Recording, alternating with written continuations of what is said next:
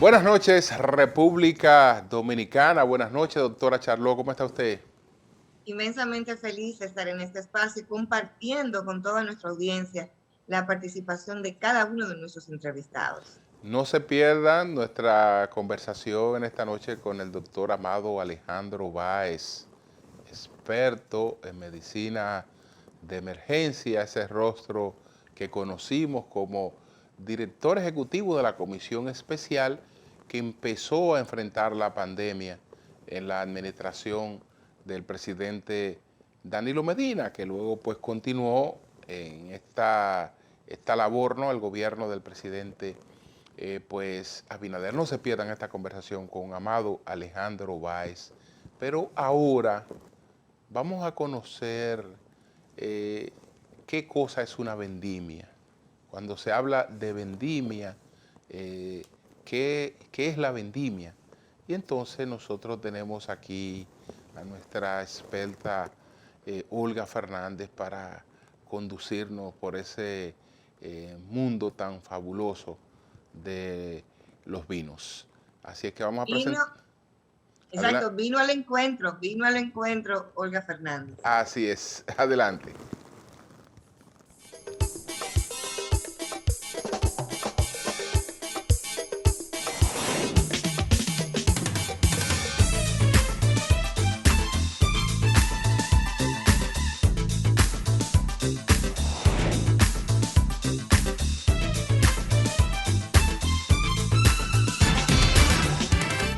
Hola, bienvenidos a la sección de Vino al Encuentro. Vamos a interrumpir un poquito el programa de un encuentro informal para dar un momentito de aprendizaje sobre el mundo del vino.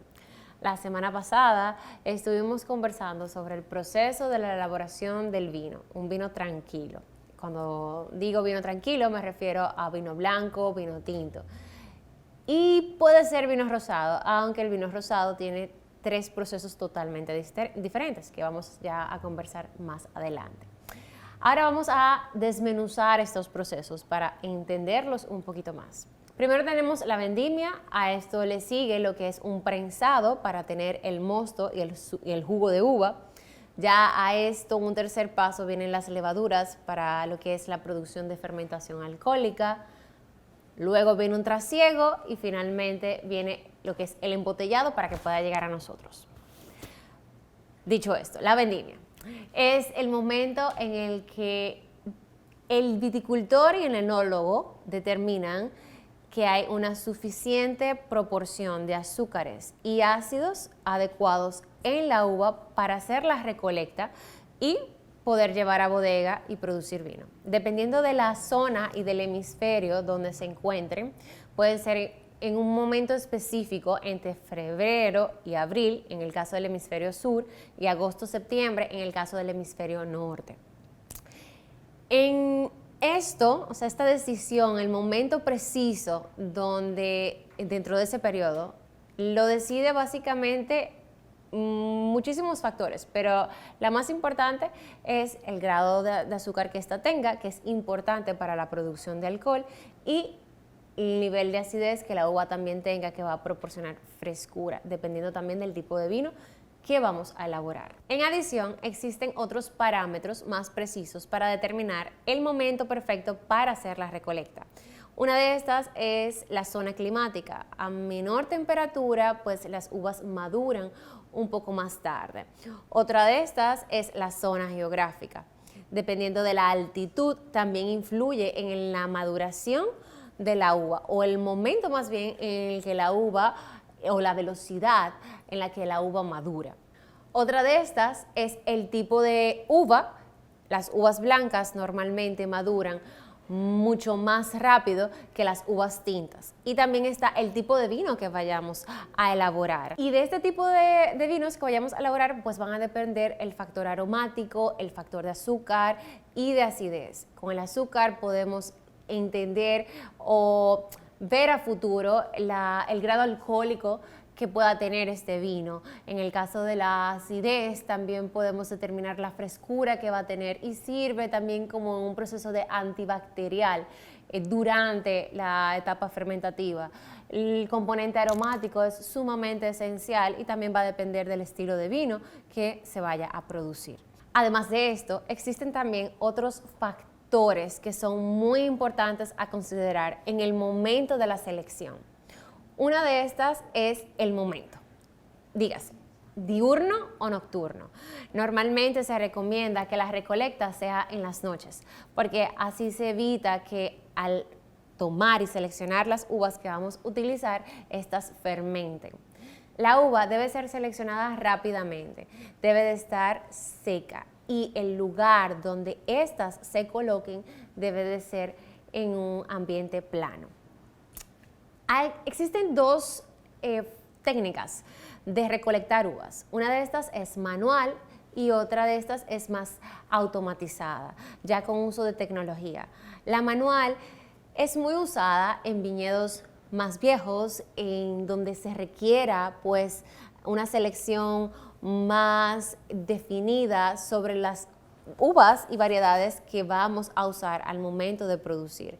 Esta técnica es un poquito más costosa porque se requiere de gente capacitada y que esté totalmente instruida en el proceso tanto de recolección, en la parte agrícola que ya maneja el viticultor, como también en el proceso de producción que ya maneja el enólogo en la bodega.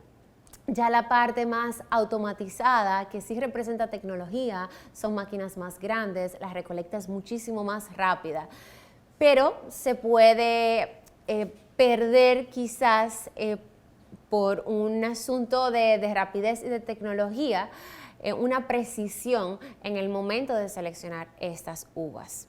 Entonces, dicho esto, ya hemos conocido lo que es a fondo la primera etapa de lo que es la producción de vinos, que es la vendimia. Existe lo que es la fiesta de la vendimia. Esta fiesta es súper interesante y pues a todas estas zonas viticultoras, cuando llega el momento para hacer la recolecta, es el momento como para festejar. Entonces es como un carnaval. La fiesta de la vendimia se celebra recolectando ciertas uvas donde todo el pueblo junto pues empieza a hacer una serie de procesos que se hacían ancestralmente, dígase, el pisado con los pies, las pruebas del jugo fermentado con las manos, de una forma muy tradicional y ancestral. Esta fiesta es súper importante, incluso ha permitido que culturalmente la enología se reconozca y también pueda ser un punto turístico para estas zonas productoras y estas denominaciones de origen. Esto fue todo por hoy. Vamos a continuar este proceso en la semana próxima. Espero hayan aprendido sobre la vendimia y que haya sido con una copita en mano, porque con la práctica es donde realmente perfeccionamos el conocimiento. Salud y nos vemos próximamente en Vino al Encuentro.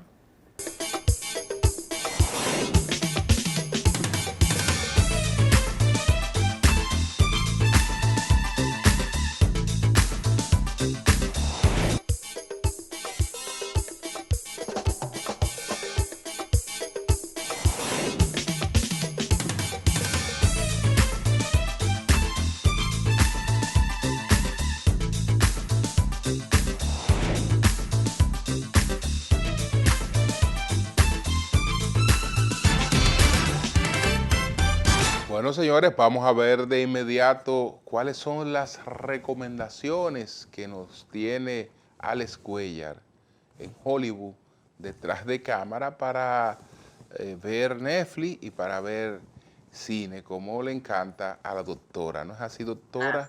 Así es, así que vamos a ver el experto, Alex Cuellar. Salud. Salud.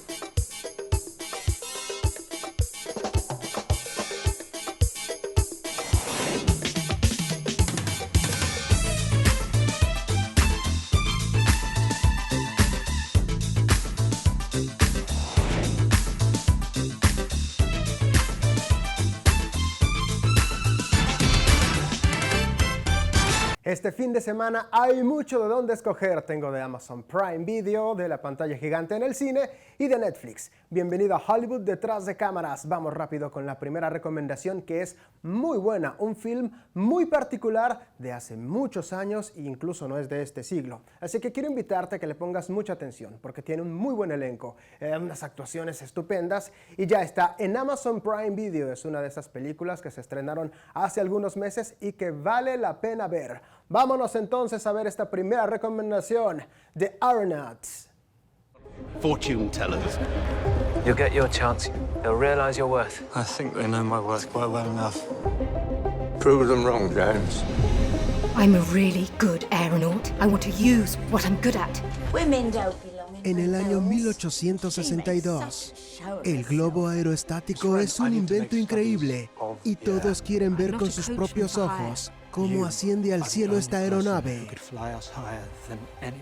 La piloto Amelia Grant y el científico James Glazer se embarcan en un viaje para descubrir los secretos del cielo, volando un globo aerostático más alto de lo que nadie lo había hecho antes. Pero al llegar a las capas más altas de la atmósfera, ambos comienzan a tener problemas con el oxígeno y la altitud, viéndose forzados a luchar por su propia supervivencia. Dirigida por Tom Harper, The Aeronauts, por Amazon Prime Video. Is this balloon not the strongest it's ever been? Even so, it can't fight the weather. Un elenco fantástico, un muy buen film, ahí está para que no te lo pierdas si tienes Amazon Prime Video. Ahora que si prefieres ir al cine, pues para allá nos vamos, a la pantalla gigante con una película animada que está estupenda, la segunda parte de hecho, y el personaje principal le presta su voz el galán de cine Alec Baldwin. Pues vámonos porque seguramente sabes cuál es y no te la quieres perder. De repente no te animabas a ir al cine y aquí estoy para darte el último empujoncito y para que te vayas a ver Un jefe en pañales 2.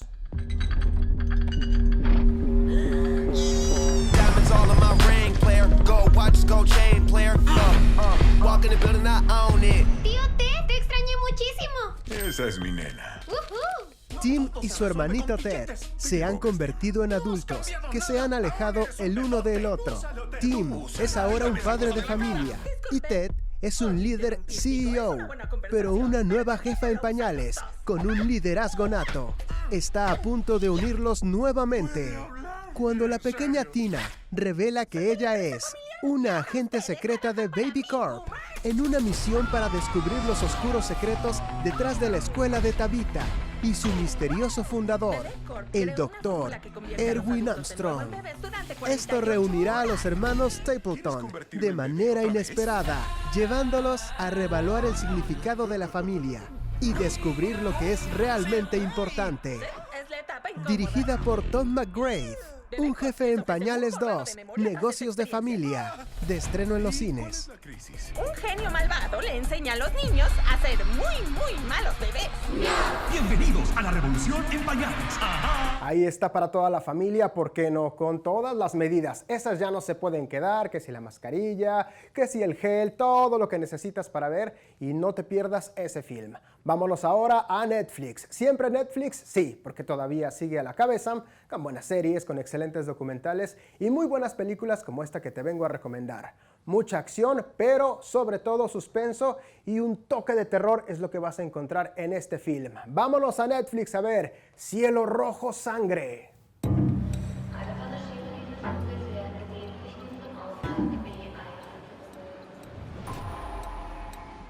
Un vuelo transoceánico sale de Berlín rumbo a Nueva York. Sin embargo, los pasajeros están a punto de vivir la mayor pesadilla de sus vidas cuando un grupo de terroristas se hagan con el mando.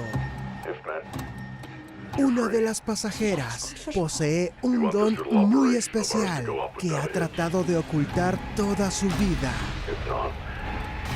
Ahora deberá sacar a la luz sus demonios del pasado si quiere sobrevivir y salvar la vida de su hijo.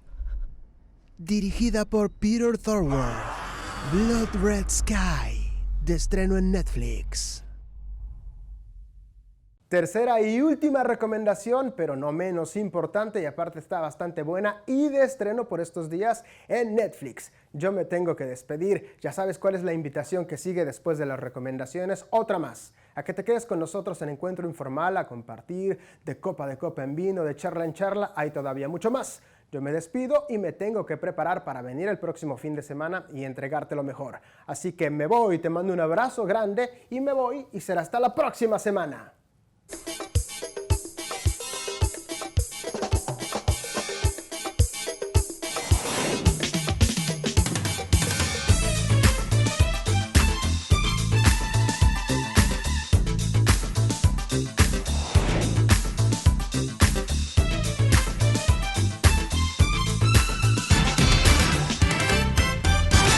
Bueno, doctora, ha llegado el momento de presentar nuestro encuentro informal de esta noche.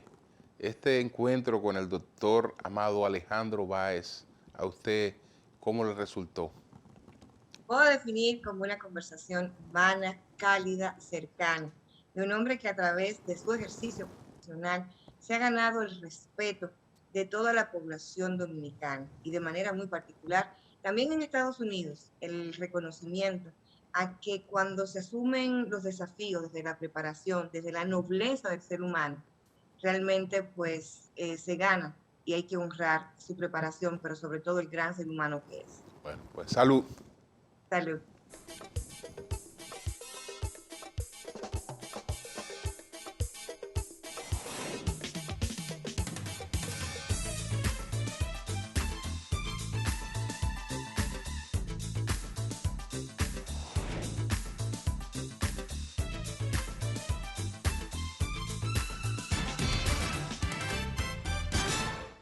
Bueno, señores, tal y como anunciamos, esta noche nos acompaña en Encuentro Informal el doctor Amado Alejandro Báez, especialista en medicina de emergencia, un rostro que en la pandemia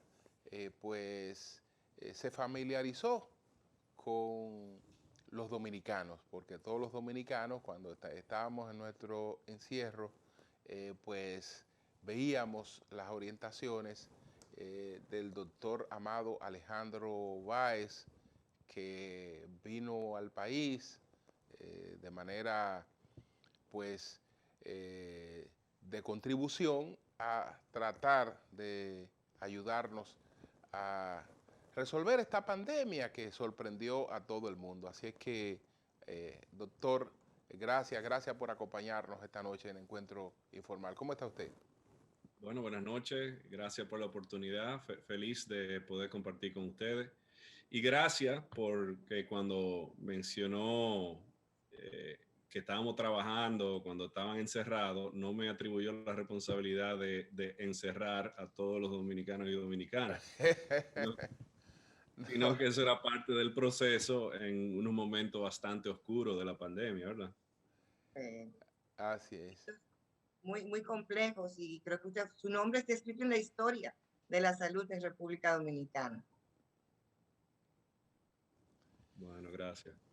Doctor, yo quiero que empecemos por una experiencia de vida que usted ha tenido en toda esta pandemia, porque paralelamente con todo el servicio que brinda, ayudando al gobierno dominicano, al país, para enfrentar un virus desconocido en todos los sentidos y con mucha incertidumbre, pues entonces usted le ha tocado también experimentar pérdidas muy importantes, como la pérdida de sus padres. Háblenos de esta experiencia un poquito, por favor.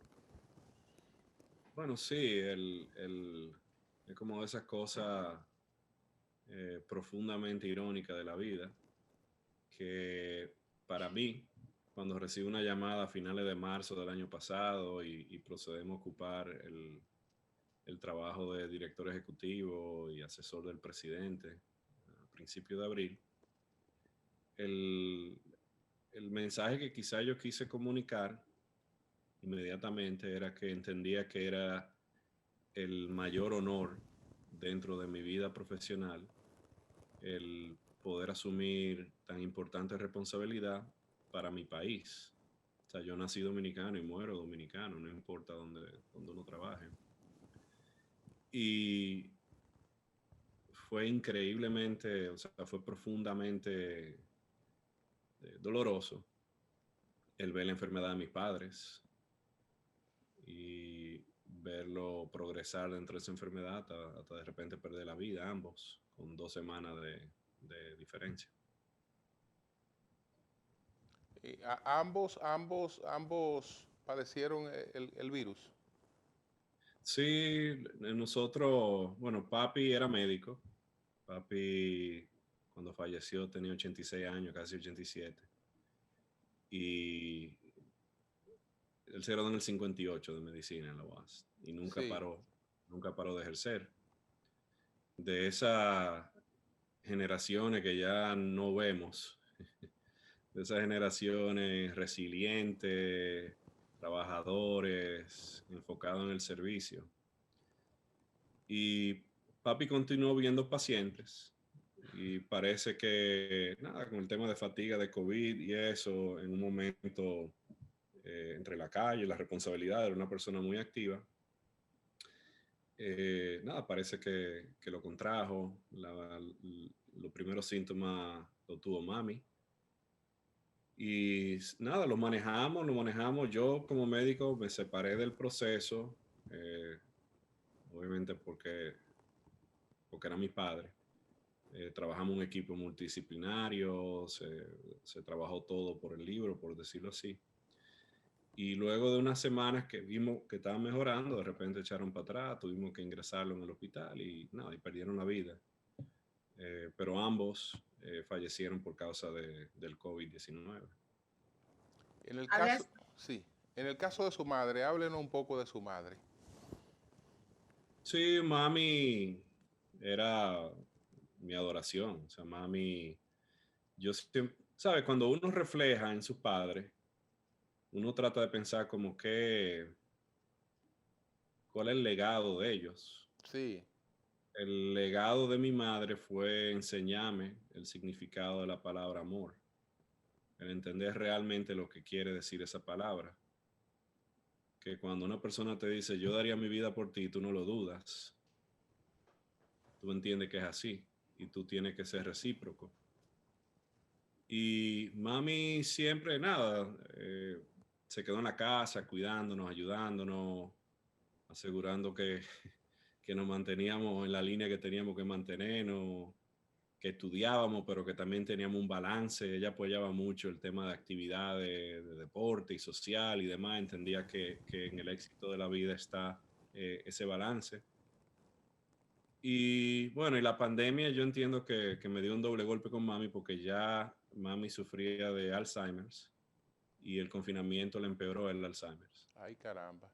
Ellos no llegaron a tener la vacuna porque fue muy antes de que se empezara el proceso de la vacunación.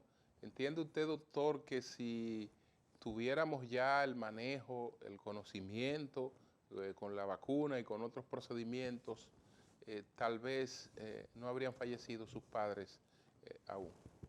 Bueno, o sea, la pregunta es difícil porque es difícil mirar para atrás, pero la realidad es que es muy probable. Entre soluciones que quizá yo podía brindarle en Estados Unidos, con mi tema laboral de Estados Unidos, o las mismas soluciones que se presentaron en Dominicana solo semanas después. Yo entiendo que vacunado papi y mami hubiesen tenido otro tipo de oportunidad. Y sí, y quizá más que mirar hacia atrás y decir lo que pudo ser, podemos mirar hacia adelante y recomendar lo que puede ser para muchos.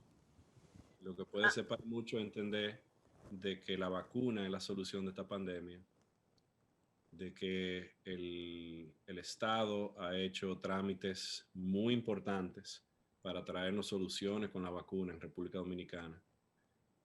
Diferentes soluciones, diferentes plataformas de vacuna que aparecieron en su momento y que realmente, como dijo el presidente Biden, el principal acto de patriotismo de un ser está en entender su responsabilidad social y cívica con esta pandemia y su deber de vacunarse como un instrumento para controlar esta pandemia. De manera muy particular, como te escuché hablar de tus padres, de tu madre, que decías el legado de la palabra infundado, ¿no? Basado en el amor, el tema del balance en tu vida. Qué legado quieres dejar en tus hijos, en los tuyos? Esa pregunta sí es dura. Yo tengo 3 niños. Tengo uno de 20, casi 21, una de 17 y una casi ya quinceañera. Y al final uno, sí, entiendo que la pregunta es profunda porque realmente son de esas cosas que uno se forza a reflejar en el momento de una pérdida como la que tuvo mi familia en enero. De paso, yo no sé si recuerdan que todo el mundo decía, estoy loco porque el 2020 pase, el 2021 va a ser mejor año. De año nuevo, el 1 de enero del 2021 fue el fallecimiento de mi padre. O sea que el año comenzó de la peor forma. Pero si algo uno puede sacar de eso es reflejar y entender y pensar, así como la vida pasa y uno hace a veces pensando y a veces simplemente vive la vida y sin mirar hacia atrás, de repente momentos como el pasar, el fallecimiento de tu padre te forzan a tú hacer una pausa de vida, una pausa emocional, una pausa estratégica y mirar para atrás y mirar así como fue el legado de ellos, cuál es el que tú quieres dejarle a tus hijos. O sea que la pregunta es muy buena. Yo entiendo que somos generaciones diferentes. La generación de mi papá era la generación que creían en el amor duro, que la forma de manifestar amor era creando cultura, disciplina, fortalezas emocionales. Ahora mismo esta generación es un poquito más sensible, que las estrategias de mis padres de la época conllevarían a otro tipo de respuesta, no necesariamente la que uno busca. Pero yo lo que entiendo es que al final uno tiene que dar el ejemplo y en base a ese ejemplo, tarde o temprano, ese legado cae. Para mí el ejemplo siempre ha sido una conciencia limpia. La almohada más suave es una conciencia limpia. Entonces el poder uno actuar moralmente, éticamente, con principios y poder acostarte en esa almohada y poder dormir con tranquilidad es algo muy importante. Quizá una analogía, pero la analogía lo que representa es como la vida te presenta tentaciones. En nuestro medio hay mucho de eso. Y a veces para uno actuar hacia lo correcto tiene que hacer un esfuerzo mayor que dejarse llevar hacia lo incorrecto. Y ahí yo entiendo que tiene que ser quizá el ingrediente principal de mi legado a mis hijos.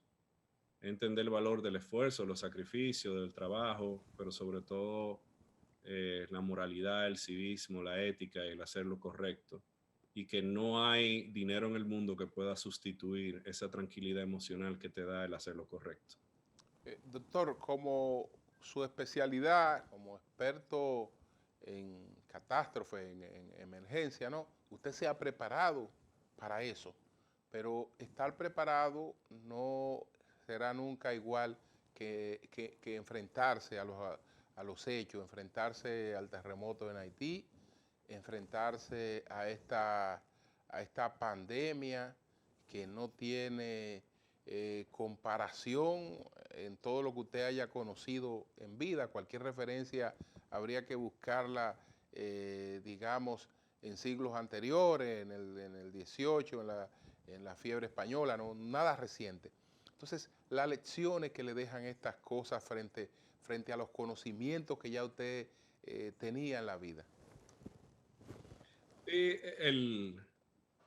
Me gusta mucho esta entrevista porque es muy personal y uno como que profundiza en uno mismo. Yo he pensado mucho en ese tema. Yo tengo de los 18 años trabajando en emergencias. Yo era voluntario de la Cruz Roja, me gradué de la primera promoción de paramédico en el Hospital Darío Contreras, trabajé el huracán George, desastres menores, mayores, terremotos, disturbios civiles, y clínicamente lo que yo hago es medicina, emergencia y terapia intensiva. O sea que los peores pacientes del hospital, a los que los otros médicos le salen huyendo, esos son los pacientes a los que yo disfruto abordar, porque realmente es con lo que yo me he preparado y creo que puedo hacer un buen trabajo en darle esa salud en momentos críticos. Y es curioso porque yo siempre, sobre todo ahora, de paso, el impacto emocional del fallecimiento de mi padre, yo no tuve el lujo de asimilarlo y analizarlo inmediatamente.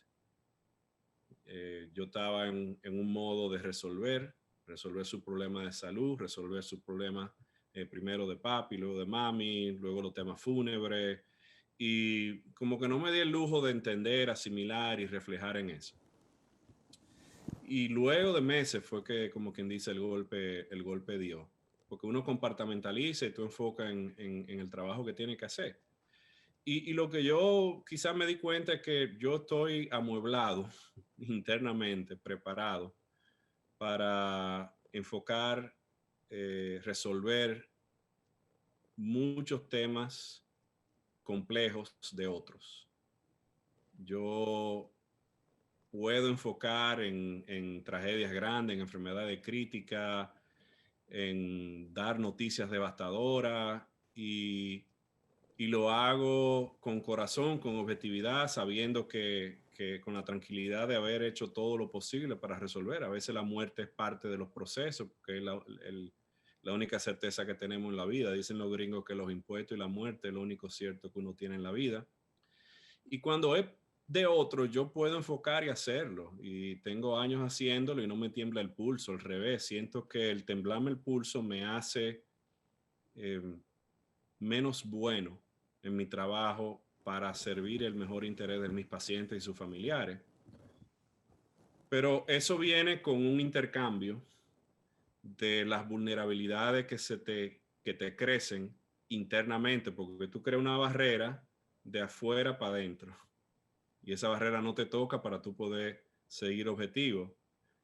Pero esa misma barrera, cuando es de adentro hacia afuera, te genera problemas. Te genera problemas de tú poder entender las cosas, de entender por qué ha pasado algo. Y eso me ha tomado un poquito de tiempo el intelectualizar, el racionalizar algunas de estas cosas que le pasó a mi familia. Y sí, lo que estoy haciendo es confesando que una cosa es la preparación que tú tienes internamente para resolver los problemas, las tragedias de otros, y otra cosa muy diferente es los instrumentos que tú tienes para poder hacerlo internamente tú. En otras ocasiones, y es curioso, yo en el 2017 me invitaron a dar un TED Talk de TEDx Santo Domingo, y yo hablé específicamente de resiliencia y de colectar resiliencia, y de que quizá uno de los instrumentos que habíamos encontrado que ayuda al otro a prepararse para momentos difíciles es tú escuchar y entender cómo el otro ha sabido lidiar con esos problemas, y en base a tú entender sus mecanismos, tú aprendes a crearlos como tuyo y creas esos instrumentos para poder ser resiliente en lo personal. Y de nuevo, es un poquito irónico que un par de años después, en la principal crisis de salud pública de nuestra vida, me tocó trabajar la parte hacia otros como director ejecutivo y asesor en estos temas, y me tocó también trabajar la parte hacia mí como hijo de 2 personas que fallecieron por COVID. O sea que nada, quizás lo que estoy tratando de comunicar es que, y es muy probable que muchos compañeros que hacen lo mismo que yo no me dejen mentir, una cosa es tu preparación, tus instrumentos de resiliencia de afuera. Otra cosa son los instrumentos que tú puedas tener para lidiar cuando te afecta a ti personalmente. Doctor, ¿sabe algo? Quisiera preguntar, cuando nos resistimos a ver como las estadísticas, que son personas que estamos hablando, números, miles, cientos y demás, me gustaría escuchar su percepción sobre cuando usted ve un teteo. cuando teteo en buen dominicano, cuando usted ve una aglomeración de personas, ¿qué siente un experto en salud, un hombre que ha estado trabajando todo este proceso? ¿Cómo es visto un teteo por los ojos de un galeno, de un médico? Es un tema curioso y quizá tengo una respuesta jocosa de hoy mismo. Creo que fue un cartoon de Poteleche, donde en un lado había un teteo con un grupo de gente sin mascarilla, bailando, fiestando, y en el otro lado habían las figuritas del virus, del SARS-CoV-2, uno con una mascarilla aconsejando a otro grupo de virus, diciéndole tengan cuidado que esta gente está más loca y no le importa nada. Entonces, el virus aconsejando a otro virus de que tengan cuidado que los que están en el teteo son más locos que nadie. Entonces, es un acto, no es un acto de responsabilidad, porque también hay que entender prioridades. Y fíjense que yo por razones propias de lo que yo hago, y te lo mencioné hace poco, creo mucho en el balance. La vida se trata de un balance. El COVID nos afectó ese balance, porque es una disrupción completa de nuestra vida social. El ser humano somos animales sociales, tenemos que tener ese componente. El dominicano tiene que tener ese componente social porque es una de las formas que nosotros olvidamos de los problemas del día a día, que son muchos. Pero realmente la pregunta es si un teteo, un conglomerado de personas a poca distancia, en medio de una pandemia, sabiendo que... Y quizá quiero hacer una pausa. Hay personas que buscan capitalizar todavía en la pandemia con narrativas absurdas. Hay personas que hablan del tema de libertades, que yo soy libre y ni un gobierno, ni una pandemia, ni nada me va a quitar a mí la libertad de hacer lo que a mí me place. El problema está en cuando tu interpretación de las libertades me afecta a las mías. Cuando tu interpretación de tu libertad expone a mutaciones de un virus que crean cepas resistentes, que yo que estoy haciendo todo por el libre y tengo mi vacuna y he hecho los sacrificios necesarios, ahora no sé si dentro de una de esas personas en el medio de ese teteo se va a generar una cepa, la cepa mu o la cepa gamma o como quieran llamarla, y que esa cepa sea resistente. Entonces, y de paso sabemos que la variante Delta en Estados Unidos, por ejemplo, ya un 21% prevalente. Estamos viendo personas vacunadas con Pfizer y Moderna, que son vacunas mucho más efectivas que la Sinovac, que están falleciendo, vacunados falleciendo por la variante Delta. Entonces ahí viene el tema, es un tema de responsabilidad y de irresponsabilidad, y es un tema donde no se debe confundir una narrativa de derechos ciudadanos, tu derecho como persona, porque vamos a decirlo como es. Tú tienes tu derecho a beber alcohol, pero si tú bebes alcohol y te montas en un carro a manejar y mataste a una persona, tu derecho de tomar alcohol se convierte en quitarle el derecho a la vida a otra persona. Entonces hay que verlo así, no es una discusión de derecho ni nada, es un tema de que tenemos que hacerlo responsable ahora, que ya este túnel oscuro se está viendo algo de luz, estamos encontrando soluciones. Esa es mi opinión, es un acto de irresponsabilidad que afecta la vida de otros. Bueno, doctor, vamos a aprovechar para hacer una pausa en este encuentro informal que estamos conversando con el doctor Amado Alejandro Báez. Salud.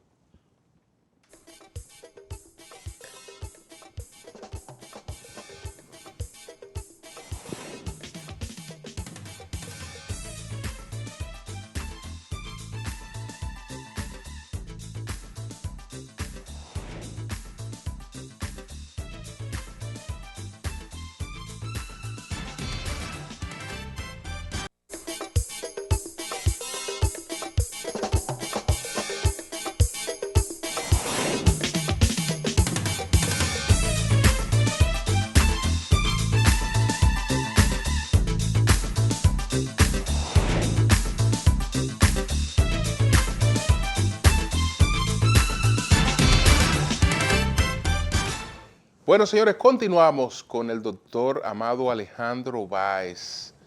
Doctor, estas nuevas variantes ahora del COVID, sobre todo esta variante Delta, plantean la posibilidad de un retroceso. Cuando veíamos, por ejemplo, Estados Unidos, Nueva York, una ciudad que ya prácticamente proclamaba su triunfo frente al COVID-19, cero mascarillas, los hospitales realmente ya con pocas personas afectadas de COVID y la actividad restableciéndose plenamente. Ahora estamos ante una posibilidad de retroceso. ¿En qué etapa estamos realmente?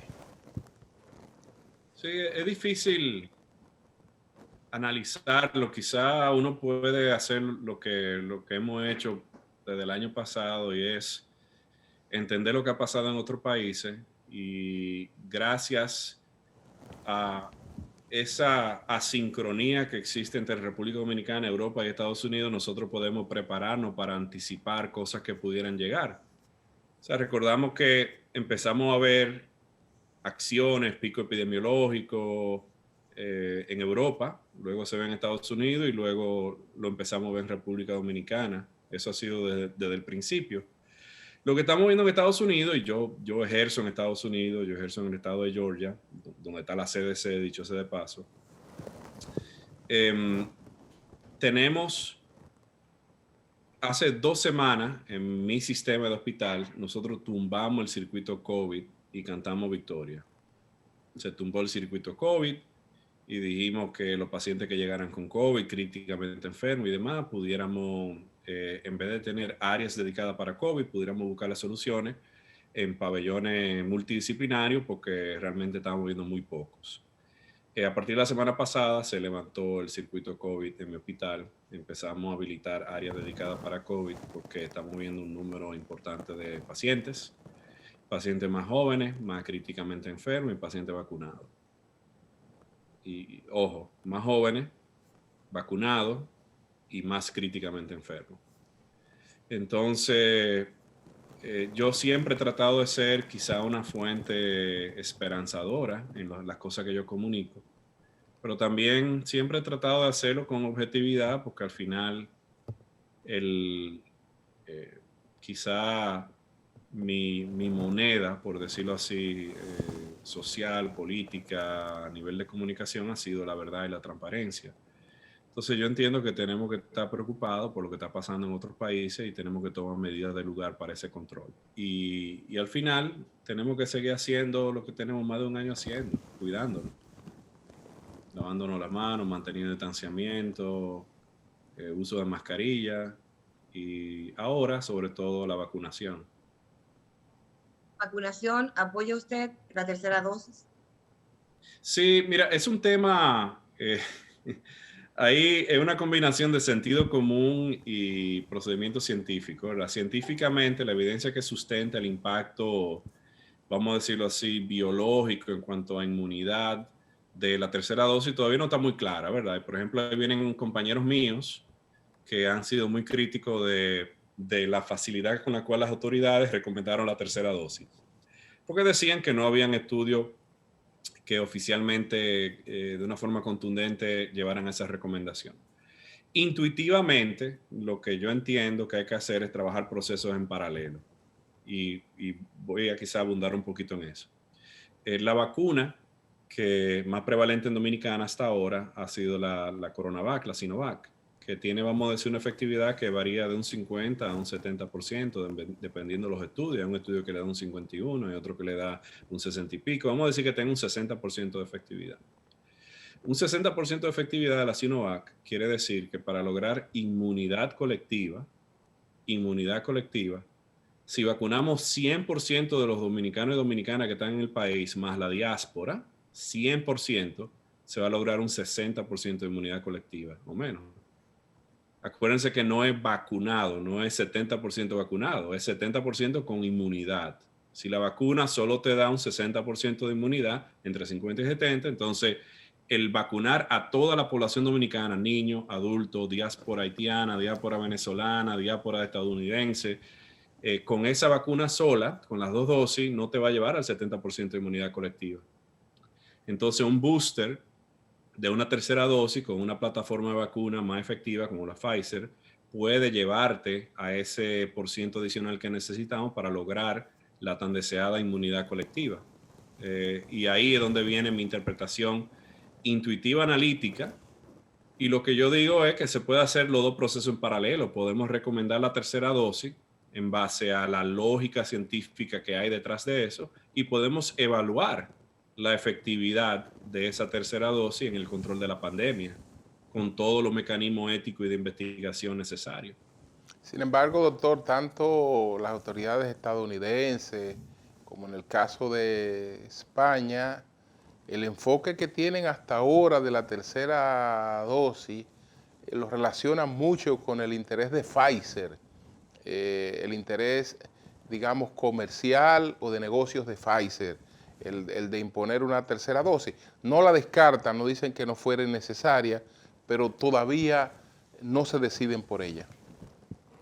Sí, hay que entender quizá la realidad de los países europeos y de Estados Unidos un poquito diferente. Acuérdense que en Estados Unidos se vacunó con Pfizer, Moderna y Johnson & Johnson, primariamente, no con Sinovac, Coronavac. El tema de Pfizer, sí, es verdad que hay realidades que uno no puede ignorar, ¿verdad? Es verdad que hay un tema comercial. Es verdad que hay un tema comercial. Eso hay que entenderlo.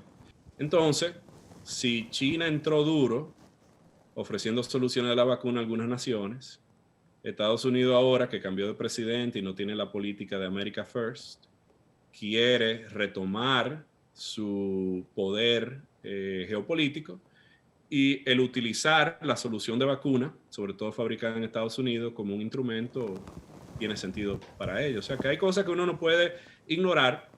Lo que sí yo no quisiera que entráramos en teoría de conspiración, de que nada más es comercial o que nada más es geopolítico, porque al final hay razones científicas, médicas, de control epidemiológico que están detrás de todas estas decisiones. Doctor, dentro de su vastísima hoja de preparación y hoja de vida, hay algo que me llama poderosamente la atención, y es su expertise en servicios médicos de seguridad y protección a dignatarios. Y eso me lleva a hacer una pregunta. Cuando un presidente en ejercicio de sus funciones tiene alguna situación de salud, ¿es conveniente esto comunicarlo? ¿Cuál es el procedimiento? ¿Debe tratarse in situ en su país o ir a otro país por asuntos de seguridad? Sí, bueno, estamos cambiando radicalmente. Es curioso porque yo siempre he hecho esta medicina no tradicional, lo que llamamos medicina austera o en entornos difíciles.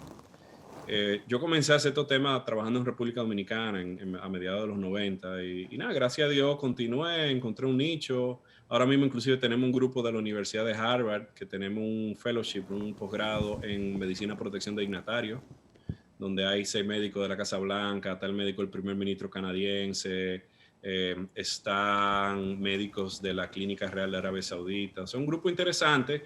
Hemos trabajado con médicos de España, Argentina, Brasil, para entender precisamente ese punto. La medicina de protección de dignatarios tradicionalmente se ha cerrado dentro de lo que es el manto de seguridad y se ha hecho difícil el poder contar con esa transmisión de conocimiento y transmisión de información porque se cerraba en el tema de seguridad de Estado. Pero cuando empezamos a tocar puertas, empezamos a entender cómo funcionan diferentes unidades, encontramos que al final cada unidad funciona con su particularidad, pero todo se trata de salvaguardar la vida del número 1, del dignatario, y se trata también de no solamente de ser reactivo ante situaciones de salud, trauma, accidentes cerebrovasculares o enfermedades coronarias, sino también hay un tema de salud ejecutiva, de salud preventiva. Cómo tú puedes, como una contribución a ese proceso democrático que eligió ese líder, cómo tú puedes salvaguardar la salud de ese líder para que pueda cumplir con ese término de mandato que su pueblo eligió. Entonces, hay preguntas, o sea, ¿cómo se aborda?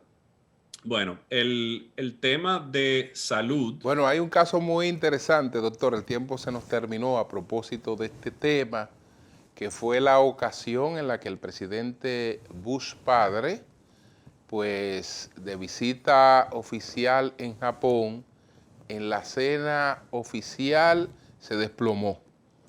Entonces hubo que atenderlo, sacarlo de emergencia, su esposa se quedó en la cena, después se comprobó que era un tema de una gripe estomacal, tal vez contagiada en el propio equipo del presidente, el propio anillo del presidente, pero la gira fue realmente muy maltratada por esa situación que se dio con el presidente Bush padre. Pero bueno, gracias, doctor. Muchas gracias por esta oportunidad. Un inmenso placer. Bueno, siempre a la orden y con gusto en otra ocasión podemos conversar de alguno de estos otros temas. Y gracias por la oportunidad y sobre todo la oportunidad de poder comunicar un poquito, educar un poquito en estos temas de salud pública y de la pandemia. Bueno, pues muchas gracias, doctor.